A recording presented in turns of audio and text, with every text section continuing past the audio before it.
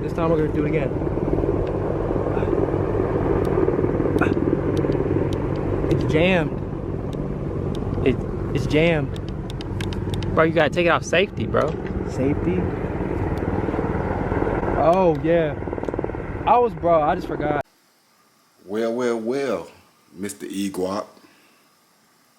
I just came to tell you that you are officially banned from your own gun range for the simple fact you forgot to take your firearm off of safety before use. Not only that,